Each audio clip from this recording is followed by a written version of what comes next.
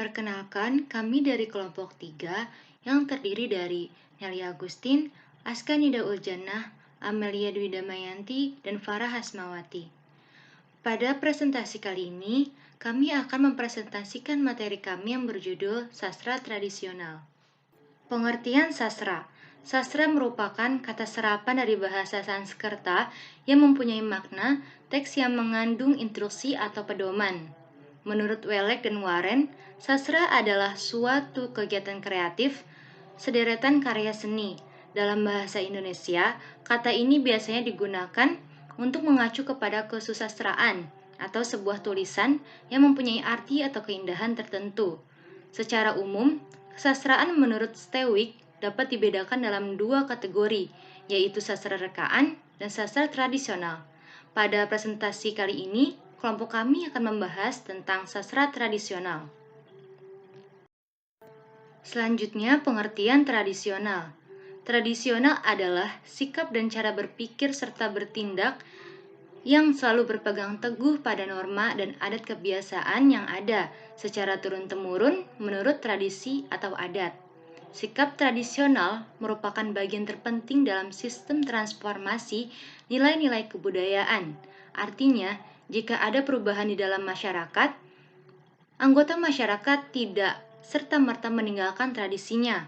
Tradisi tetap berfungsi sebagai alat kontrol sosial. Harus disadari bahwa masyarakat berfungsi sebagai penerus budaya dari generasi ke generasi selanjutnya secara dinamis. Selanjutnya yaitu pengertian sastra tradisional. Sastra tradisional merupakan berbagai cerita dan kebiasaan dalam bentuk ekspresi masyarakat pada masa lalu yang umumnya disampaikan secara lisan kepada orang lain dan antar generasi. Sastra tradisional adalah suatu bentuk tuturan lisan yang muncul dan berkembang secara turun-temurun dan tidak disengaja untuk mengungkapkan berbagai gagasan yang sudah muncul sebelumnya, yang pada umumnya digunakan sebagai sarana untuk memberikan pesan. Baik, selanjutnya kita masuk pada karakteristik sastra tradisional. Yang pertama, pada umumnya tidak diketahui pengarangnya karena kemunculannya pun tidak disengaja, berlangsung dari waktu ke waktu, dan tidak sekaligus seperti halnya penulisan sastra dewasa ini. Yang kedua, pada umumnya berupa cerita tradisional. Yang ketiga, sastra tradisional merupakan milik masyarakat. Yang keempat, merupakan sebuah warisan sastra anak yang berharga dan menjadi dasar pemahaman seluruh kesastraan. Yang kelima, bersifat tradisional karena hanya diwariskan secara lisan dan bersifat personal karena tiap pencerita memiliki kebebasan untuk memilih berbagai bentuk kebahasaan sesuai dengan seleranya. Yang keenam, sastra tradisional dapat berubah-ubah dalam arti para pencerita dapat menambah dan mengurangi sebagian dari cerita. Yang ketujuh, cerita-cerita tradisional pada umumnya menampilkan tokoh yang bersifat sederhana dan stereotip yang mempresentasikan kualitas sifat kemanusiaan tertentu. Yang kedelapan, dapat dilihat dari segala alur cerita tradisional pada umumnya bersifat linear dan hanya menampilkan satu jalinan kisah.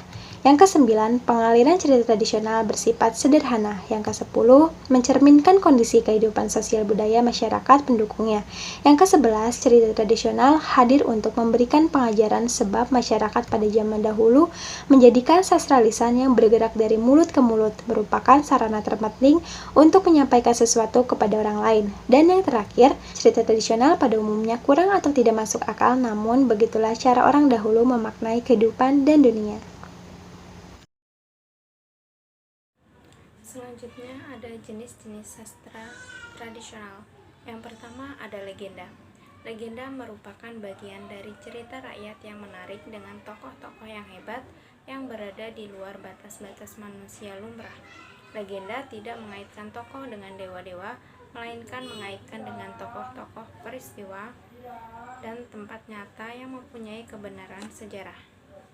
Lalu yang kedua ada cerita binatang atau fabel. Cerita binatang atau fabel merupakan salah satu bentuk cerita tradisional yang menampilkan binatang sebagai tokoh yang mempersonifikasi manusia, menyangkut penokohan, karakter maupun persoalan hidup yang diungkapkannya. Lalu yang ketiga ada dongeng. Dongeng merupakan salah satu cerita rakyat tradisional dan dipahami sebagai cerita yang tidak benar-benar terjadi dan sering tidak masuk akal. Tokoh yang dihadirkan bila sesama manusia atau ditambah makhluk lain seperti binatang dan makhluk halus, jelas berkarakter sederhana atau live character, terbelah antara baik dan jahat sesuai dengan ajaran moral yang ingin disampaikan. Lalu yang keempat ada mitos atau mit. Mitos atau myths merupakan cerita masa lampau yang dimiliki oleh bangsa-bangsa di dunia. Mitos dapat dipahami sebagai sebuah cerita yang berkaitan dengan dewa-dewa atau tentang kehidupan supernatural yang lain. Juga sering mengandung sifat pendewaan manusia atau manusia keturunan dewa. Mitos biasanya menampilkan cerita tentang kepahlawanan, asal-usul alam, manusia atau bangsa yang dipahami mengandung sesuatu yang suci, yang gaib.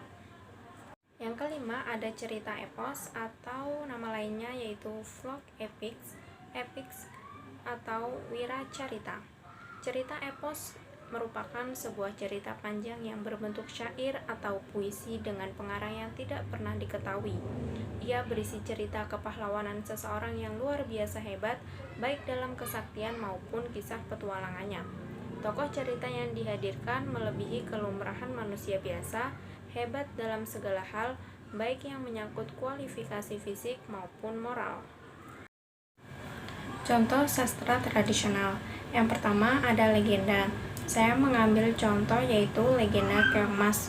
Lalu berikutnya ada mitos, sebagai salah satu contohnya yaitu mitos Nyi Roro Kidul. Lalu ada fabel atau cerita tentang binatang, yaitu sebagai contoh kancil dan buaya. Lalu selanjutnya ada cerita epos atau cerita panjang yang berbentuk syair atau puisi dengan pengarang yang tidak diketahui anonimnya. Contohnya yaitu Wayang Ramayana dan Mahabharata.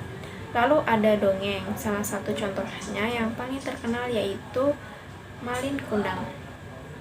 Lalu selanjutnya ada cerita wayang, yaitu yang menceritakan tentang tokoh-tokoh hebat seperti Wayang Arjuna, yaitu yang berwatak kuat lalu sabar.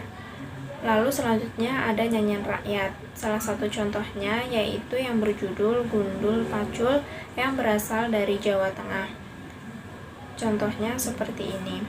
Gundul-gundul pacul-cul gembelengan, nyunggi-nyunggi wakul-kul gembelengan, wakul glimpang segane dadi sak latar, wakul glimpang segane dadi sak latar. Selanjutnya kita masuk pada nilai-nilai sastra tradisional. Dilihat dari fungsi kesastraan bagi kehidupan manusia, sastra tradisional mempunyai fungsi untuk mendukung berbagai perkembangan pendirian anak, baik yang menyangkut perkembangan aspek emosional, afektif, kognitif, imajinatif, perasaan estetis, maupun perkembangan kebahasaan, dan sama-sama berfungsi memberikan hiburan yang menyenangkan. Pesan-pesan yang terdapat dalam karya sastra pada umumnya juga berupa nilai-nilai yang ada kaitannya dengan nilai-nilai yang terdapat pada latar belakang sosial budaya masyarakat. Hal itu berarti dengan membaca cerita tradisional dari berbagai daerah, kita dapat memperoleh pengetahuan, wawasan, dan pemahaman tentang kebudayaan masyarakat yang bersangkutan.